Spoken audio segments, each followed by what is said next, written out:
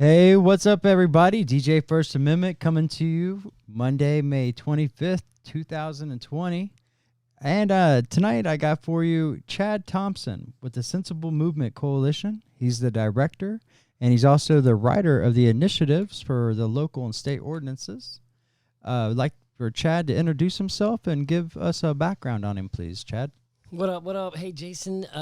Thanks a lot, man. I appreciate you inviting me out to this podcast and spending some time talking with me. This is a great setup you got here. This is pretty first class, man. I've been on a lot of podcasts, but I ain't never seen no equipment like this. This is something. Well, I appreciate that. We didn't want to really, in order to get quality sound and make quality history, we need quality equipment. So we didn't spare any expenses. We went with all the road professional gear. That way we could be mobile, and you wouldn't have to come all the way to our studio, and we could come to you. Well, I appreciate it. Let me be before I start. Let me just ask you, dude. Just there's an online poll going on. When are you? And I've heard you flirt with it. Like, when are you? What are you doing with you keeping the dreads? You cutting the dreads? Like, what's the plan? Well, not a lot of people actually know this, but originally I'd got the dreads for a movie role that I was working on for Netflix, and Which one? Lord of Shadows. There's a page for it on Facebook. You can go to and check out some of the pictures. It's Lord of Shadows. It's a medieval knight. So my character was going to have dreads and be in armor and sword fighting. But, funding and everything with the COVID-19 has been, not a lot of people were ready to drop $1 million on a movie, not knowing what the uncertainties are. So, and the dreads have just been growing on me and now just become a part of me. So You're keeping. That's the plan. You're keeping them. As of now, yep, I plan on keeping them. Because I've seen some pictures of you, man, without them, and you're a pretty clean cut looking dude without them. It's very true. I've done a lot of different looks and everything from a mohawk to clean cut to now dreads, and I really like the dreads. It's like a pillow when you go to sleep. Oh yeah. I've always thought about it, fantasized about it, but to be honest, I don't think I could pull it off. I think you could. You could get some extensions. You should try it out. Think about it. Yeah, I've always been a professional, so it's been tough to, I've thought about like sleeve tattoos and dreads, but I just never thought I could get away with it. Well, I appreciate that. Yeah, and thanks for asking. So far, they're a part of me, and I'm just going to keep rocking them out for a while. And unless maybe I would probably think about getting rid of them, though, if I could do like a fundraiser, or if I could raise like for charity, maybe if somebody was willing to donate like $1,000 a dread or something like that to like a children's hospital or organization like that, I would consider doing that. I think that would be fun, and it would be for a really good cause. You heard it. You heard it. Let's get that organized. Jamie, come on, let's get that set up, and let's get that going. Yeah, so there's 64 of them. So if somebody wants to donate 64,000 to burn victims, we could shave my head. I would do that in a minute. Well, hopefully we can get something started. All right, but yes, back to you, please. Chad Thompson, Sensible Movement Coalition. Yeah. You write initiatives for no fine, no jail time. What does that mean? And but first, tell us about yourself. Sure. So you mentioned I'm the director. I'm a director at the Sensible Movement Coalition. We have a board of a lot of very high-quality activists that get together, and there's several directors. I'm one of them, and I am the initiative writer for the Sensible Marijuana Initiative, which is it's a complete sensible decriminalization. It's not a traditional decriminalization where you get a small fine. This is no fine. It's $0. There's no jail time, and court costs are zero. So it eliminates the penalty, in a sense, in terms of financially, completely. And this was something I originally wrote about 7 years ago. So we've passed that law. In total, the number of cities in Ohio that have that law right now is 17. Some of the bigger cities, Cleveland, Columbus, Cincinnati, they have actually passed the law by city council after we went through and, probably about 13, 14 cities, we did citizens ballot initiatives. I've been involved in activism in a number of different ways, from state initiatives to local initiatives. I've been involved in private cannabis clubs and dispensaries, and I've just been doing a lot of work wherever I can, make the most impact to really do the most good for access to the cannabis plant. And we got a lot going on. Thank goodness. It's a good spot to be. How did you learn to write petitions and local initiatives? Well, originally, I got involved in a statewide initiative for medical marijuana, and it was a grassroots initiative. They didn't have a lot of money, but I didn't really know a lot. So I got involved and started organizing throughout the state, and quickly realized that in Ohio, it's a very tough process. If you ain't got no money, you are going to really struggle to get anything to the ballot. Excuse me. So I recognized that, and I started to look around for what my other options were. I didn't want to give up, but I could see it was like an ice mountain. Like, you can sit and try and climb an ice mountain for 150 years, but at some point, if you've been trying for 15 years, it ain't working, you got to look at what else is out there. So I started to just ask that question. It started with that, really, the question of, okay, well, what can we do? And at the time, there was a lot of local initiatives throughout the country, but that were legalizing.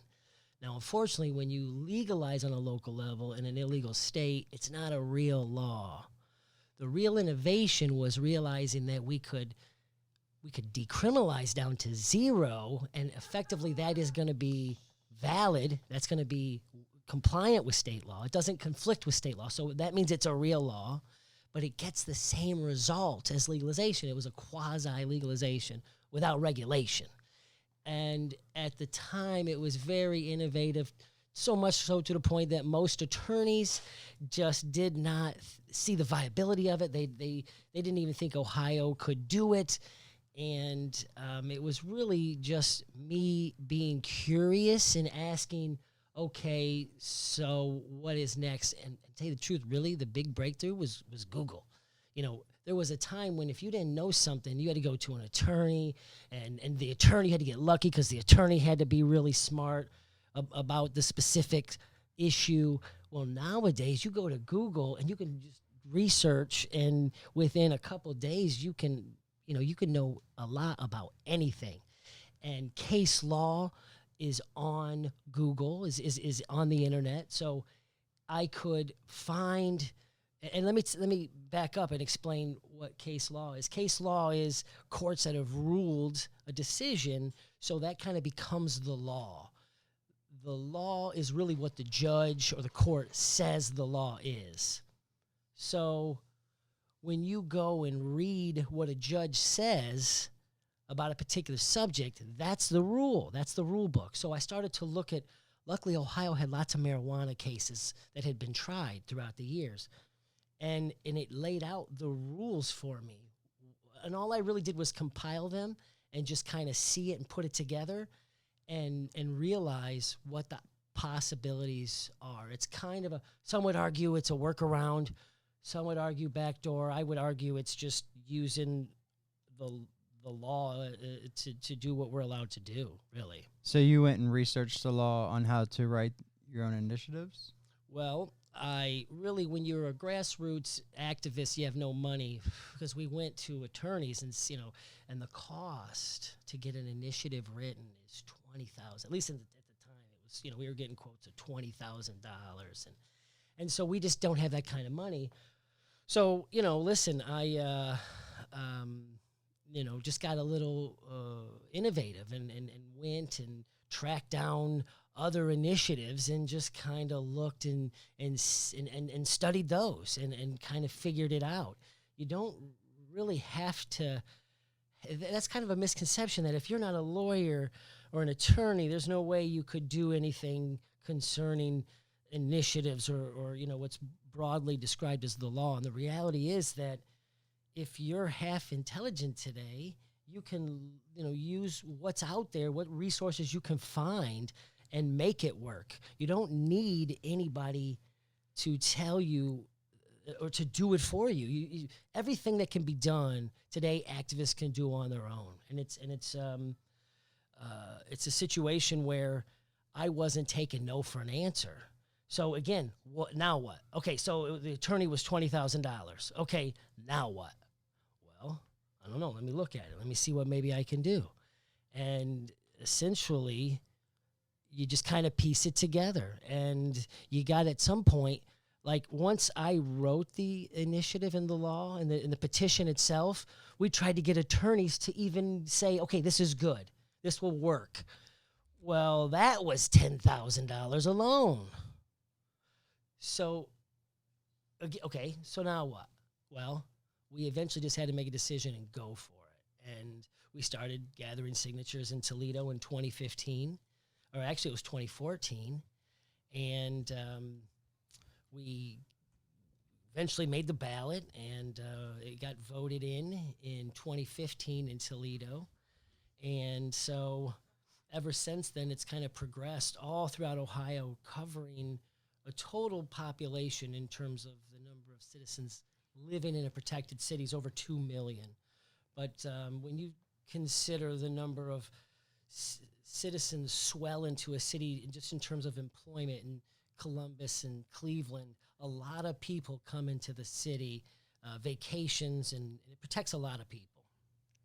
What does no fine, no jail time mean once it's passed? So here's the situation in Ohio. It's different in different cities. Michigan is very similar to Ohio. If done properly, the local initiative and the local law are actually the primary law. So federal law will trump state law, right? That's something you've always heard. Right. And you may have always heard state law trumps local law, which is the absolute truth if there's a direct conflict. So that's another one. Well, what does that mean? What's a direct conflict mean? Well, what does that mean? Well, in Ohio, I went to the case law to get that answer. And in Ohio, essentially, they would not allow you to change misdemeanors into felonies and vice versa. But what you could do was to change the fine. In fact, Ohio was decriminalized and had changed the fine down to, $150. All we did was take the concept of how low can you go? Can you go down to $25? Can you go down to $5? Can you go down to $0? And effectively what we found is the actual money, the fine itself is not necessary. The penalty is the charge. The minor misdemeanor charge is the penalty. But what we find is, like jaywalking, when you have a law with a low penalty, they seem to just not enforce the law as much. Obviously, you can get a jaywalking ticket, but it's not common. And so effectively what we've done is on a local level is we've decriminalized cannabis, and it's very effective. It actually, when you go to a city, that's the autonomous municipality. The state cannot come in and overrule the city's law as long as it doesn't conflict. So no fine, no jail time. If you're pulled over, is the officer going to arrest you? Are they going to give you a ticket once this is passed in your local municipality, in your community? Are they going to take you to jail? Are you going to lose your license? What happens once this is voted on and passed?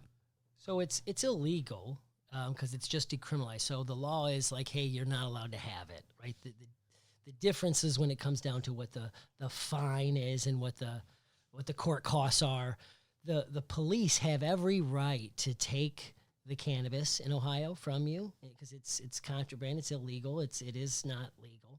The police can take it, and technically they could give you a ticket, and you'd have to go to court, and the judge would say no fine, no jail time, no court costs, and guilty, and hit the gavel, and you walk out. It happened one time in Toledo.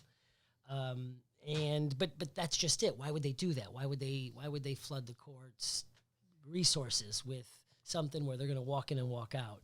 And effectively what we've seen is by and large, at worst, they take it, really. I mean, but some police just won't even take it, depending on the amount, of course. And we're talking about misdemeanor amounts only here, which in Ohio is 200 grams, just right around 7 ounces. How many of the petitions has the Sensible Movement Coalition collected signatures for and then have gone to ballot and passed? Well, Sensible Movement Coalition as a group is really an organizer for the initiative and the ordinance itself. So what we do is we like to contact people on a local level throughout the state to kind of champion the campaign in their city. So we've written well over 80 initiatives for various cities throughout Ohio and several other states, in fact.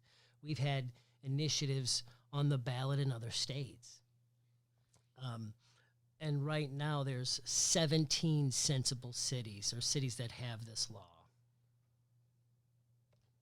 So we've been very busy. So do you have like a number? Is it 1, 2, 5? Like an idea of how many of these have happened that have been voted on within the last couple of years? Within the last couple years, I mean, you're probably talking at least half a dozen. This has been going on since 2014. Bel Air was one of them, correct? Yeah, I think Bel Air was 2016. Yeah. I've heard stories of in Bel Air that no fine, no jail time. They're not being harassed. They're pretty much just letting them go. Is that something you can confirm? So I'm not on the ground there, but I've certainly not heard of any issues. One time, actually, I did hear in Bel Air of a gentleman who actually did get a ticket, and he contacted Sensible Movement Coalition and said, "Hey, just wanted to let you know this happened." We said, "Hey, can't do that." Gave him some information. Said he could look up and go to court and defend himself, and after talking to the prosecutor, they threw it out. So if he went there and pled guilty, would they have taken his money? Absolutely. But and I guess that could very well go on. I mean, if you don't know the law, if you're not familiar with your rights, you don't have them. So it's important to know, and it's kind of counterintuitive to think that the local law could override state law. Like it goes against everything we've ever been taught. But in Ohio, very specifically, due to the way the law is written, the local law and actual Supreme Court rulings, the local law, if doesn't conflict directly, is the superior law. Okay, so I got a question for you. Right now, there are several initiatives going around different states, but we're under a state of emergency due to COVID-19, and we're not allowed to go door to door, and they're requiring us to do social distancing instead of collecting signatures in person. They're looking for other options and solutions. Do you know of any other options or solutions that are being explored for the collection of signatures? And is it not a violation of our constitutional rights to be able to collect signatures for citizens ballot initiatives? Can you just touch base on that? Yeah, absolutely. In fact, I can speak directly to this. Excuse me. We just won a suit against the state of Ohio, and then have been granted the right to collect electronic signatures, and have been granted an extension. And the reason we were granted that is because it absolutely is against our rights to restrict us, and that's exactly what happened in Ohio. And and we get it. We're not. We realize it wasn't spiteful, but the reality is that our rights were withheld from us for whatever reason that is not allowed, and so therefore we are granted the ability to collect those signatures, which is the first time that's ever happened here in Ohio. So what we get is a very unique opportunity to, on a local level, collect signatures electronically. And that's something that we are scrambling to develop the particulars, the mechanics. Luckily, we're in the year 2020. There's a lot of options out there, and we've found some really amazing technology that we are going to utilize and make a really amazing opportunity worth its weight in gold. So we're excited about it. Awesome. So that means that there's going to be more details coming soon within the upcoming weeks, or possibly even this week. Absolutely, yeah. We're working on it right now with the details with the state to figure out exactly what that process is. We're coming to an agreement is really what we're talking about. And very quickly, we will have all those details, and obviously we'll be screaming those far and loud. I think it's really exciting. I just want to announce and let the world know that,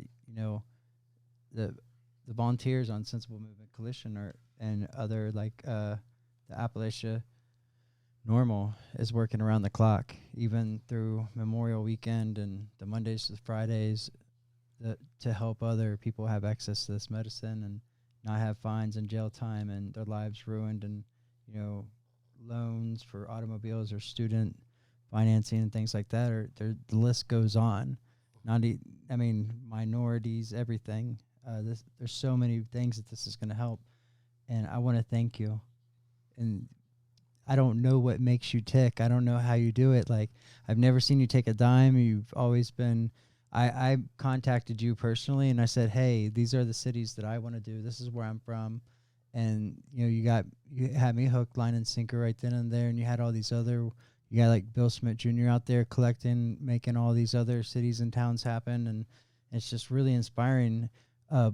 What makes you tick? What do you run on? How do you do this? So I just care a lot because really it affected me so much throughout my life to get such positivity from cannabis, but yet be a criminal in fear, major fear.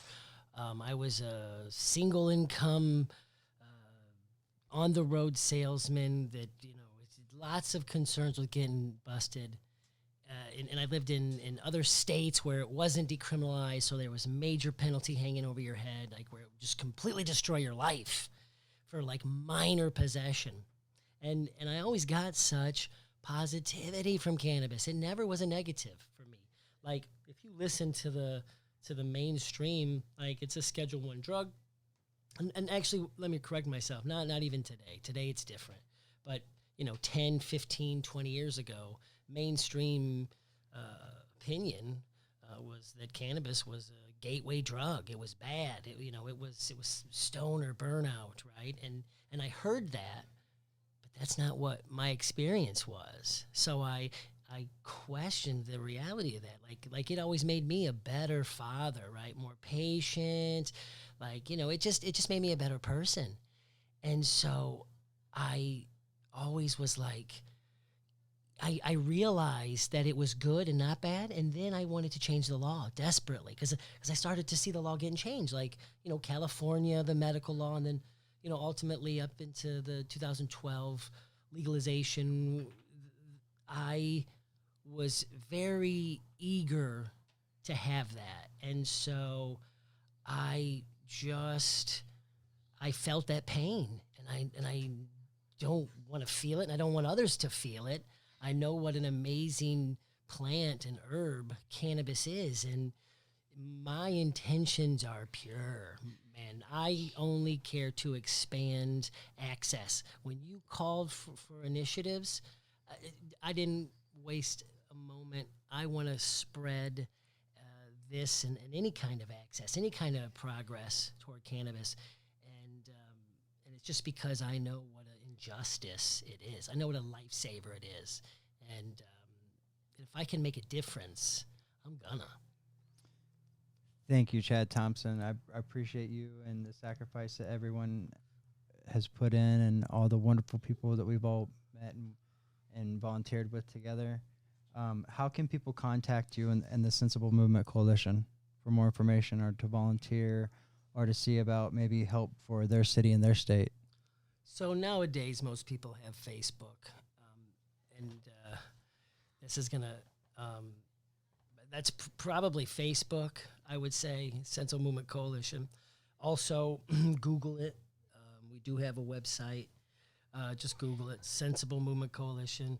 If anybody wants to help or, whatever, we're open source. We'll take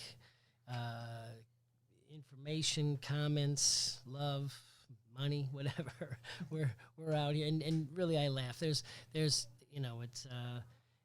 really, there's no money in activism, as you know. Isn't it really great though whenever there is like some money needed to have some petitions printed or if we need some There's shirts? always, that's it. There's always love, right? Like it always comes through. That's the thing. And you're grateful for every single bit. It's amazing. So I want everybody to stay tuned because there's more going to be coming.